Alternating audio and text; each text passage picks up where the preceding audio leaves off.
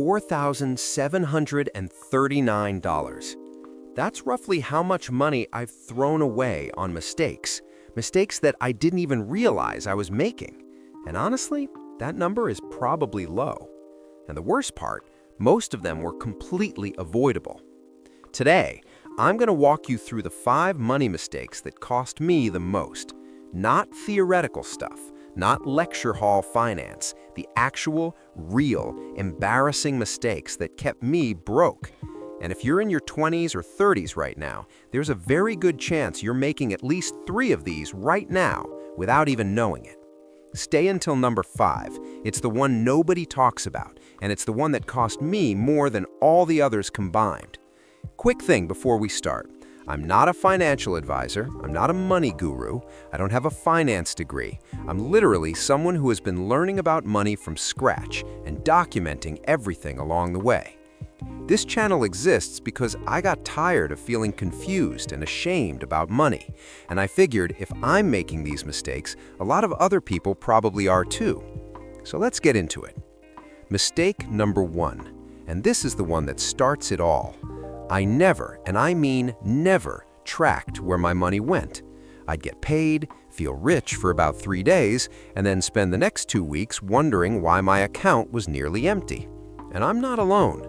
A Credit Karma survey of more than 1,000 Americans found that the top financial regrets for 2025 were not saving enough money at 38%, making impulse purchases at 28%, and not saving for retirement at 14%. 38%, that's the number 1 financial regret. Not some exotic investment gone wrong, just not saving. But here's the thing, you can't save what you can't see. Ask someone how much they spend each month, and many will give an estimate that feels right but isn't accurate. Subscriptions, food delivery, impulse purchases, and just this once expenses quietly pile up. Money leaks are rarely dramatic. I used to think budgeting was for people who are either broke or boring. Turns out, budgeting is for people who want to stop being broke. The fix is dead simple. Pick any method, an app, a spreadsheet, even a notebook, and track every dollar for 30 days. Just 30 days. You'll be shocked. I was. Mistake number 2, and this one is sneaky. Subscriptions, the silent budget killer. I went through my bank statements last month and found 11 recurring subscriptions. 11. I was actively using maybe 4 of them. And this isn't just a me problem. A Credit Karma survey of more than 1,000 Americans finds that the average American spends $90 a month on subscriptions. That adds up to $1,080 a year. Let that sink in. Over $1,000 a year, and that's the average. But it gets worse. Of that $90 a month, around $17 goes towards subscriptions that are rarely or never used. That adds up to about $205 per year on subscriptions you don't even use. $205 a year on things you're not even using. That's a free vacation over 5 years. That's a solid emergency fund starter. Just gone. Studies show 89% of Americans underestimate their subscription spending, guessing around $62 when the real number is over $91 per month. We think we're spending $62, we're actually spending $91. That gap? That's where your money is disappearing. Here's what I did, and what you can do right now, today, in 10 minutes. Go to your bank statement, search for every recurring charge, write them all down. Then ask one question for each. Did I use this in the last 30 days? If the answer is no, cancel it. You can always resubscribe later. Okay, number 3, and I need you to really hear this one. Credit cards are not free money. They're not extra money. They are the most expensive loan you will ever take, and they're designed to make you forget that. Credit cards are useful tools, but they're also convincing liars. They make purchases painless, delay consequences, and blur the line between what you can afford and what you're borrowing. In your 20s, it's easy to justify carrying a balance. In your 30s, that balance often lingers, quietly draining money through interest. What once felt manageable becomes a weight that limits future choices. Let me show you how this works. Say you buy a $1,000 laptop on a credit card. The average interest rate on new cards right now, just under 24%.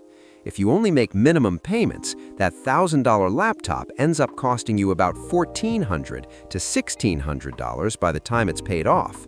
You just paid 40 to 60% more for the same laptop. And nationally, in 2024, interest charges on credit cards added up to an eye-watering $160 billion. $160 billion in interest in 1 year. Now look, I'm not saying never use a credit card. They're great for building credit, for fraud protection, for cashback rewards. But the rule is simple. If you can't pay it off in full at the end of the month, you can't afford it. Period. I learned this the hard way. I carried a balance for almost 2 years thinking I was managing it. I wasn't managing anything. I was renting money at 22% interest. Quick pause. If any of this is hitting close to home, and I know it is because it hit close to home for me, do me a favor and hit that like button. It helps this video reach other people who need to hear it. And if you're new here, I'm documenting my entire journey of learning money from scratch. Every mistake, every win, every lesson. Subscribe if you want to learn with me. All right, back to the mistakes. And these next two are the ones that hurt the most. Mistake number 4 is the one that turns small problems into financial disasters. No emergency fund. I used to think I can't afford to save, I'm barely getting by. But the truth is, I couldn't afford not to save because when something went wrong, and things always go wrong, I had no cushion. So what happened? Credit card, every single time. Emergency funds are boring. They don't feel productive or exciting. There's no immediate reward. Until the day something goes wrong, a medical bill, a job loss, a sudden move. Life has a way of testing optimism. Without a financial buffer, even minor disruptions can trigger debt, stress, or rushed decisions. An emergency fund doesn't prevent problems, it prevents panic. That's the line right there. It doesn't prevent problems, it prevents panic. I know what you're thinking. I can barely pay rent. How am I supposed to save? Start absurdly small. I'm serious. $20, $10, $5. The real mistake is not saving small amounts. It is waiting until saving feels easy. $5 a week becomes $260 in a year. $20 a week becomes over $1,000. That's the emergency fund most financial experts say you need to start. The amount doesn't matter at first. The habit matters. Once the habit is locked in, you increase the amount, but you have to start. All right, mistake number 5. This is the big one. This is the one I told you to stay for. And honestly, this is the one that makes me feel a little sick when I think about it. Not investing, or more specifically, waiting to invest. Investing has an image problem. It's often portrayed as something reserved for experts, wealthy individuals, or people who already have it together. As a result, many delay investing until they feel confident, only to discover later that confidence usually comes after starting, not before. Time is the most powerful ingredient in investing, and it's most abundant in your 20s and early 30s. Waiting for the perfect moment, often missing the most valuable years of growth. Let me show you what waiting actually costs. A young man at age 20 invested $1,000 into the stock market at a 10% annual return rate, the S&P 500's average rate of return since the 1920s. At the age of 65, when he retires, that fund will grow to $72,890, approximately 73 times the initial investment. 73 times what he put in, from one single investment of $1,000 because he started at 20. But what if he waited until 30? That same $1,000 grows to about $28,000. Still good, but he lost $45,000 by waiting 10 years. And here's what really gets me. If you start with $10,000 and deposit an additional $100 at the end of each month at 4% annual yield, you would end up with $29,647 after 10 years. The interest alone would be $7,647 on total deposits of $22,000. Just $100 a month. That's the cost of those subscriptions we talked about in mistake number 2.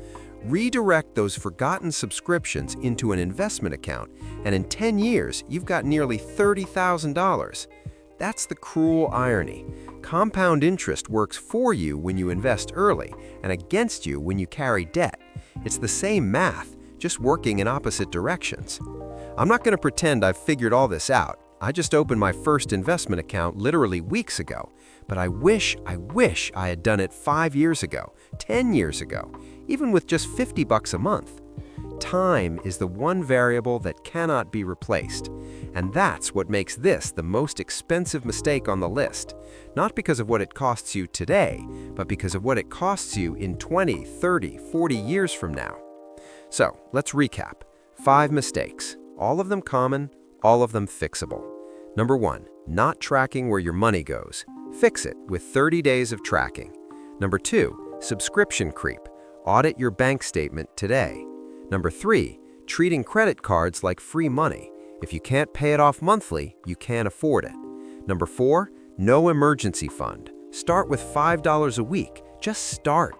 Number 5, waiting to invest. The best time was 10 years ago. The second best time is right now.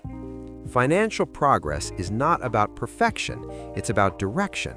Small, consistent improvements can reshape outcomes dramatically over time. You don't have to fix everything today. Just pick one of these 5 mistakes and take one action on it this week. That's it. One action, one step. Here's what I want you to do. Drop a comment below and tell me which of these 5 mistakes hit the hardest for you. Which one are you guilty of? Be honest, this is a judgment-free zone. I just admitted all 5 of mine to the entire internet. And if you want to keep learning with me, because I've got a lot more to figure out, hit subscribe. I'm posting new videos every week as I learn money from absolute zero. Next week, I'm breaking down the exact budget method I'm using, the one that actually stuck after I tried and failed 3 other methods. You don't want to miss that one. I'll see you in the next one.